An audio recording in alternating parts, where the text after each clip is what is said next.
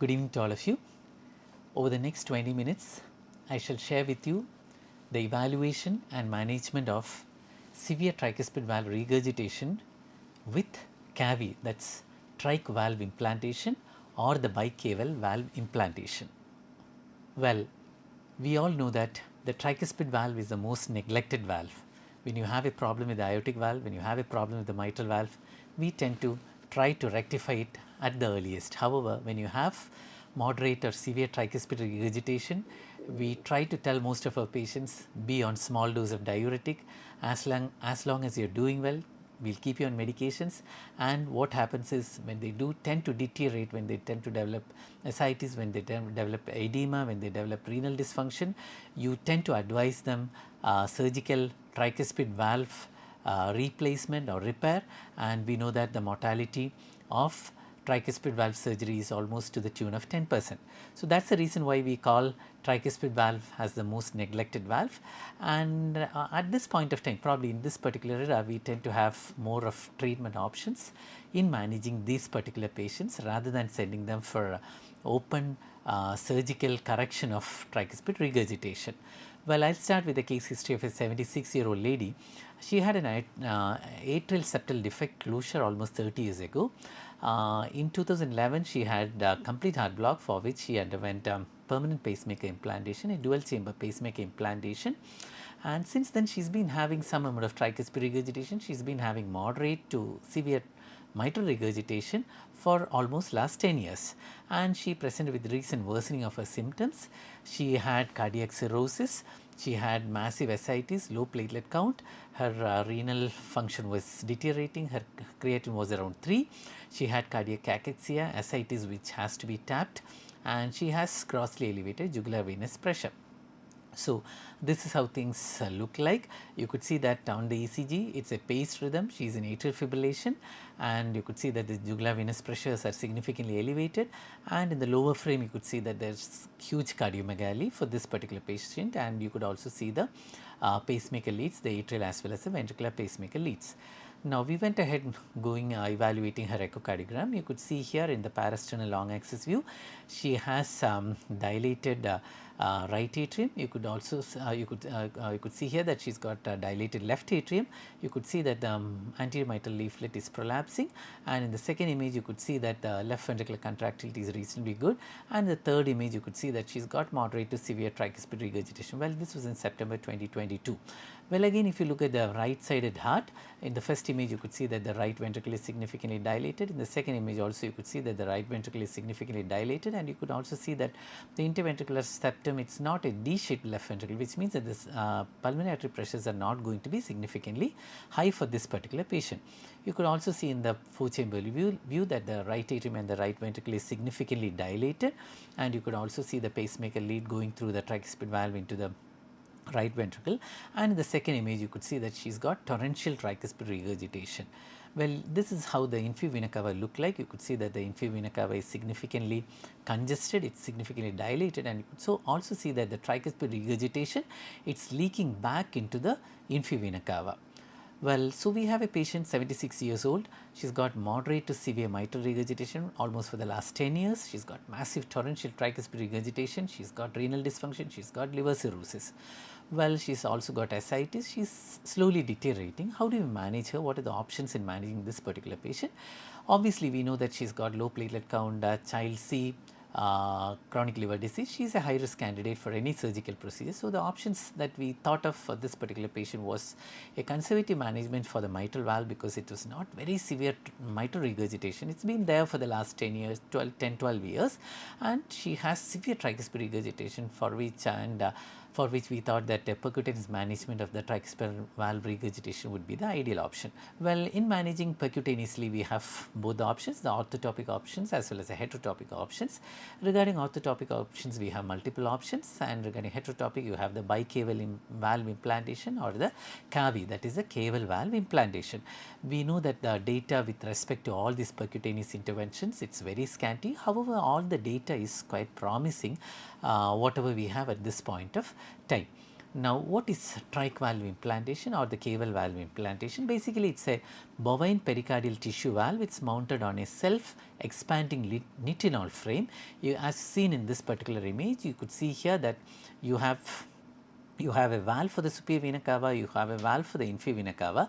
So, that is the superior vena cava valve, and you could see that there is a long skirt in the superior vena cava, and you could see here that there is a very short skirt in the inferior vena cava. Primarily, this short skirt would prevent the obstruction of the hepatic venous inflow into the inferior vena cava. So, basically you have two pieces, one for the superior vena cava and one for the inferior vena cava. And what exactly is the concept of cable valve implantation? Basically, you are trying to prevent the regurgitation flow into the inferior vena cava and superior vena cava, so that the liver congestion could be significantly reduced, liver function improves, the renal function could be significantly improved, so that the you are trying to reduce the pressures inside the renal vein, and subsequent reduction in abdominal congestion, ascites, peripheral edema, and things tend to improve. Moreover, when you prevent the inferior vena cava or superior vena cava regurgitation, the caval regurgitant volume also comes down. As the regurgitant volume comes down, the forward flow, the RV stroke volume, it tends to improve, the cardiac output also tends to improve, and slowly what tends to happen is you have a remodeling of the right atrium and right ventricle, so that slowly things would improve for this particular patient. So, this is how the trach valve would look like. This is the superior vena cava portion of the trach valve. You have a belly over here that will cling on to the superior vena cava, prevent from embolization of the valve from superior vena cava, and you have a long skirt in the superior vena cava, so that you could prevent the paravalvular leak. When you look at the inferior vena cava portion of the cable valve, you could see here that the skirt in the inferior vena cava is very short, so that this particular portion is positioned just above the hepatic vein, so that the hepatic vein inflow could be the obstruction of the hepatic vein inflow could be prevented. So, you have a short skirt for the inferior vena cava and you have a long skirt for the superior vena cava. Now, how do we evaluate this particular patient for cable valve implantation? You could evaluate them with echocardiogram, cath studies, as well as CT venogram. Well, regarding echocardiogram, it remains the cornerstone investigation for the evaluation of patients with tricuspid regurgitation. You have to have pre-procedure evaluation of the tricuspid valve. You could have echo could help us during the procedure and post procedure, whether there are complications, how the right atrium, right ventricle remodels over a period of time. All these things could be evaluated with the help of echocardiogram. Now, if you look at the evaluation of echocardiogram, the pre-procedure evaluation with echocardiogram, you could look at the etiology of tricuspid regurgitation, whether it is going to be a primary regurgitation or an annular dilatation. 70% of tricuspid regurgitation, severe tricuspid regurgitation, it is primarily a functional regurgitation related to tricuspid annular dilatation, and in around 25 to 30% of patients, it is primarily the pathology of the tricuspid valve. Now, if you look at this particular valve, you could see that the valves are moving well and the lead is not really obstructing onto the valve. You can see the septal valve, you can see the anterior valve. So, you are clear that it is not the primary pathology of the tricuspid valve, and you could see that there is significant annular dilatation, and you could also see that the coaptation of the leaflets is not good, primarily because of the annular dilatation. If you look at the second image, you could see that the annulus is almost 5 centimeter. Now, you need to have a significantly lesser annulus diameter. However, we could see that it is almost 5 centimeters. So, we know that it is an annular dilatation, and it is a functional tricuspid regurgitation that produces this torrential tricuspid regurgitation. Now, if you look at the short axis of the tricuspid valve, you could see here that this is the anterior leaflet, this is the septal leaflet, and this is the posterior leaflet. When evaluating with 2D echocardiogram, many a times you may not be able to see the short axis of the tricuspid valve. You may not be able to see all the 3 leaflets together. In only around 10% of situations, you will be able to see the tricuspid valve leaflets together while doing a transthoracic echocardiogram. You could see here in this particular view that you have the anterior tricuspid leaflet, the septal leaflet, as well as the posterior leaflet. This can be seen only in 10% of situations. While doing transesophageal echocardiogram, the short axis of the tricuspid valve could be evaluated with the help of the transgastric view. When you look at the tricuspid valve with the help of a 3D transthoracic ecocardiogram, you can clearly see the anterior leaflet, the posterior leaflet and the septal leaflet in almost 90% of situations. So, this is how the 3D evaluation of the tricuspid valve leaflet would look like. You could see the anterior leaflet, the septal leaflet and the posterior leaflet in majority of patients. Well, regarding the grading of severity of the tricuspid valve regurgitation, we know that there are multiple modalities of grading of tricuspid valve regurgitation.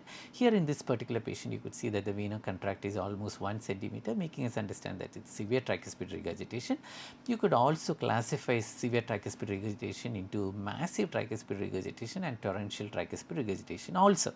Well, you could also evaluate the right atrium and right ventricular areas with the help of transthoracic echocardiogram. You could see here that this is a normal right atrium, which should be probably around less than 15 centimeters square. Here you could see that this is marginally elevated. Here, this is our patient who had a right atrial area of almost 45 centimeters square. Normally, it should be less than 15 centimeters square. Well, coming to RV dilatation evaluation, you could evaluate with the help of the RV basal diameter if it is more than 41 millimeter, if the mid cavity diameter more than 35 millimeter and the longitudinal linear dimension of the right ventricle more than 83 millimeter indicates RV dilatation. So, if you look at this particular patient, you could see here that the basal diameter is almost 5 centimeter, the longitudinal diameter is almost 9 centimeter, which makes us understand that the right atrium and right ventricle is significantly dilated for this particular patient. Here again you could see that the right ventricular basal diameter is almost 5 centimeter for this particular patient. Well, evaluating the RV function is of paramount importance. You could evaluate with the help of TAPS, you could evaluate with the help of right ventricular GLS, or a way of evaluating the right ventricle would be looking at a cardiac MRI.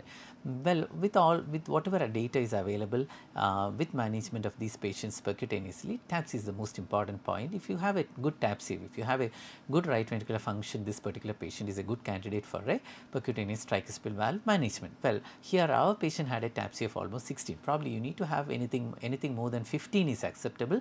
Anything less than 16 or 15 would say that the right ventricle is not really contracting well. You could also evaluate with the help of a right ventricular GLS. Normal right ventricular GLS should be more than minus 25. Anything less than 18 would qualify to be called as right ventricular dysfunction.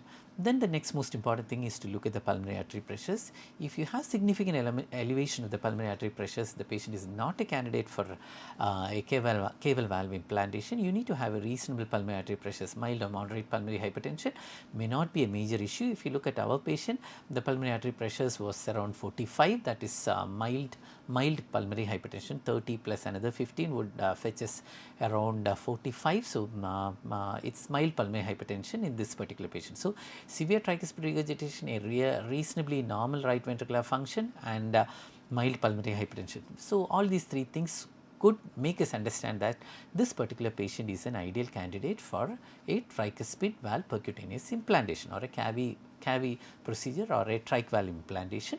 And echocardiogram, you could also tell us the coaptation distance. Here in this particular patient, you could see that that's a coaptation distance between the anterior and the septal mitral leaflets. It's almost 1.1 centimeter. Anything less than 8 millimeter probably would be a reasonable candidate for a tric valve clipping, but then more than 8 millimeters, tric valve clipping may not be an option, and that would make us understand that this would be an ideal candidate for a bicaval valve implantation by looking at the coaptation gap. Now coming to inferior vena cava, you need to look at 2 or 3 points. Here in the first image, you can measure the size of the inferior vena cava. It is almost 2.9 centimeter. So, you need to measure the size of inferior vena cava. You need to look for severe tricuspid regurgitation that regurgitates into the inferior vena cava. That can be very clearly seen in this particular situation. The severe TR is regurgitating into the inferior vena cava. And you could also see here, looking at the tricuspid, looking at the hepatic veins, you need to make out that there is a flow reversal in the hepatic vein, which makes us understand that the tricuspid regurgitation jet is coming into the inferior vena cava, the jet is going into the hepatic vein, which means that when you push it, when you deploy a valve in the inferior vena cava, the TR jet would come and make the new valve work properly. So, you need to have a severe tricuspid regurgitation jet that comes way down into the inferior vena cava and into the hepatic vein, so that the valve would work properly. The new valve that is implanted inside the inferior vena cava would work properly. Well, if you look at this particular image, this is a hepatic vein, this is the inferior vena cava, that is the suprahepatic portion of the inferior vena cava. So, you need to look at the length of this particular portion. You need to have at least a length of 1 centimeter. The primary reason being the skirt sitting here, it's almost 2 centimeters. So, if you have at least 1 centimeter over here, that is the junction between the hepatic vein to the inferior vena cava right atrial junction, So, this length should be at least 1 centimeter. Here the skirt is almost 2 centimeters. So, 1 centimeter would sit here and 1 centimeter could sit inside the right atrium. So, if you need to measure the length between the hepatic vein to the IVC RA junction. So, here in our patient it was almost 2 centimeters. So, that makes us understand that while deploying the valve, if you position the valve above the hepatic vein, it is not really protrude significantly into the right atrium. So, those are the echo parameters one needs to evaluate before cable valve implantation. The next important investigation would be evaluating with the help of a cath studies. Here you could see here the pulmonary artery pressures are not significantly elevated, it's mild pulmonary hypertension. If you look at the right ventricular pressures, it's mildly elevated. The right ventricular systolic pressure is almost 45, and if you look at the right atrial pressure, you could see here that the right atrial pressures are around 40, which means that the TR jet, the V wave is around 40.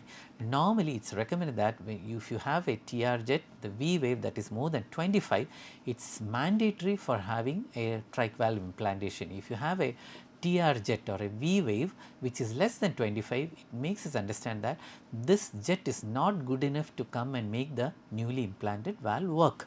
So, here you could see that the V wave is around 40, you could understand that the TR jet is quite good, and it can come, hit the new valve and make it work. There are situations wherein when you have a huge right atrium, the V wave is less, if V wave is going to be less than 25, which means that this particular patient may not be an ideal candidate for a cable valve implantation. So, here the V wave is good, it is more than 25, it is almost 45, it is almost 40. So, which makes us understand that the TR jet is good, which is going to come and hit the newly implanted valves and it is going to make them work. Now, this is the pressures inside the right inferior vena cava, which is almost 28, and the superior vena cava also was almost 28. So, these are the values, cath values in this particular patient. The most important value is the V value, the V wave, which is almost 40, it should be more than 25. Now, CT venogram could help us to evaluate the size of the superior vena cava, the size of the inferior vena cava, and how to select the device size. So, that is how the CT angiogram was done, CT venogram was done. We evaluated the superior vena cava, which is 2.5 centimeters, and the inferior vena cava was almost 3.3 centimeter in size, and based on that, based on this particular parameters, the sizing, the device was chosen. Well, this is the summary of whatever I have discussed with you. We have a patient who is significantly symptomatic, a reasonably good left ventricular function, and the life expectancy of more than 1 year, and this particular patient does not have significant left sided disease. The patient has significant renal failure and patient is in child C. So, that is usually a relative contraindication for this particular procedure. However, our patient was too sick, we had to offer some treatment option. That is the reason why we decided to go in with the cable valve implantation. Then looking at the hemodynamic evaluation, you need to have a V valve on cath studies which is more than 25 millimeters mercury, and on echocardiogram you need to have a reasonably good right ventricular function, the PA pressure should be significantly low, and the TR jet should be actually regurgitating back into the inferior vena cava and the hepatic vein, so that the regurgitated jet could make the newly implanted valve work properly. You also need to have a proper anatomic evaluation with the help of CT venogram. So, that is a summary. So, we went ahead with the procedure for this particular patient, 27 French sheath on the right femoral vein and 2 small sheaths, 6 French and 7 French on the left femoral vein, and you could see here that we have positioned a multi-purpose catheter through the right ventricle into the right pulmonary artery, just to make us understand the position of the right pulmonary artery, so that we can position the superior portion of the cable valve over there. And we also positioned another multi-purpose catheter in the superior vena cava, so that it makes us understand that we are not caging the left innominate vein. We also had a marker there with the help of the leads, the pacemaker leads also remained as a marker there. So, the skirt of the superior vena cava portion should be positioned well below the left innominate vein, so that you wouldn't cage it off. So, that is how the first half of the valve was deployed in the superior vena cava. Then coming to the inferior vena cava valve implantation, echo could help us in this particular situation. Here you could see that there is a multi-purpose catheter positioned inside the hepatic vein, and the valve is positioned in such a way that the skirt is above the hepatic vein, so that you do not occlude the hepatic vein. And also you could get an idea regarding that positioning with the help of the echocardiogram also in this particular situation. So, again you could see that the lower portion of the inferior vena cava portion of the valve is implanted there, and you could see that the contrast is being injected into the hepatic vein, which makes us understand that we haven't occluded the hepatic venous portion, and it's flowing freely into the inferior vena cava and into the right atrium. Here you could see that we have a multi-purpose catheter inside the right atrium, injecting contrast there, making us understand that there is no significant paravalvular leak. Now, this was the hemodynamics pre and post procedure. You could see the superior vena cava pressures, which was 26 to 28, it immediately dropped to 22 after the caval valve implantation. The IVC pressure, which was around 28, it immediately dropped to 18. However, if you look at the right atrial pressure, which was 35, it immediately increased to 60, which means that the right atrial pressures are almost equalizing to the right ventricular pressure. So, this usually happens when you suddenly close down the superior vena cava and inferior vena cava with the new valves. The regurgitant jet do not have any space to regurgitate back into the superior or inferior vena cava. So, immediately the right atrial pressures, it increases. So, you can have increased incidence of atrial arrhythmias also. So, the superior vena cava pressures, which was 26, it dropped after deploying the superior vena cava valve, and the superior vena cava pressures, it dropped to 22. However, the right atrial pressures, it increased immediately after deploying the inferior vena cava valve. The right atrial pressure further increased, and the inferior vena cava pressures, it dropped from 28 to 18. So, which means that the pressures inside the venous congestion is going to significantly reduce, the right atrium and right ventricular pressures are going to significantly improve. So, that is the reason why we need to have a reasonably good right ventricular pressure, right ventricular function, and reasonably low pulmonary artery pressure, so that the right ventricle can pump the blood into the extra blood into the pulmonary artery. Well, echocardiogram also could help us in evaluating post-procedure management of this particular patient. That is the echocardiographic evaluation. You could see that the inferior vena cava valve is sitting here, and you could see that the valve is moving there. So, that can be clearly identified. That is the flow inside the inferior vena cava into the right atrium. If you look at the tricuspid valve regurgitation, you could see that there is no turbulence, which makes us understand that the right atrium and the right ventricular pressures are almost going to be similar. So, the patient procedure went on well. The procedure was done under conscious sedation, and once she was out of sedation, she had severe pain in the right shoulder region, which was managed with gabapentin. Primarily, the reason for the right shoulder pain was the compression of the phrenic nerve, so which was managed with gabapentin. The atrial fibrillation worsened. She developed tachycardia, which spontaneously settled over the next 3 days. There was further dilatation of the right atrium and right ventricle with RV dysfunction in the initial 3 days, which is managed with dobutamine. The blood pressure improved on the table, and initial first day the blood pressure was better, it improved. However, on the next day the blood pressure dropped. There was significant RV dysfunction, which had to be managed with noradrenaline and vasopressin.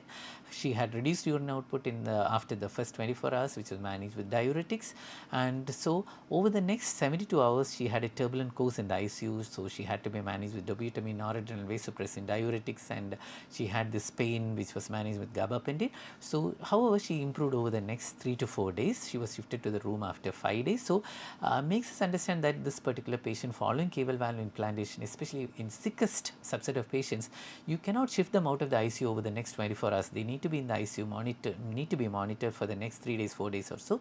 It's important that you need to counsel your patients' relatives that they are not going to be out of the ICU over the next 24 hours. She also had a urinary infection, which was treated over the next next 4-5 days, and she was discharged from the hospital after 11 days. So this is the pre-discharge echo. You can see that there is severe tricuspid regurgitation. The jet is not as turbulent as what it was. You can also see the valve, end phase view of the valve. You can see the valve leaflet moving over here, and you can also see that that's a tricuspid regurgitation jet, which is mild pulmonary hypertension. She also came back for a 4 months follow-up. That's the right atrium and right ventricle. You can see here that the mitral regurgitation is not severe. It's almost moderate mitral regurgitation. And if you look at the inferior vena cava, you can see that there is mild valvar leak. There is no significant paravalvar leak. That's just a mild leak, and you can see the flow through the inferior vena cava into the right atrium. And we also evaluated the areas of the right atrium, and the initial area of the right atrium was almost 45 centimeter square. After follow-up, after 4 months of follow-up, it's there is a small reduction of the right atrial area. It's come down to 40 centimeter square. So there is a mild remodeling of the right atrium over the last 4 months, and we have a happy patient over here. Her JVP is significantly less, no ascites, no more ascites, no more edema. She is in class 1 symptom, and she is doing well. Thank you so much.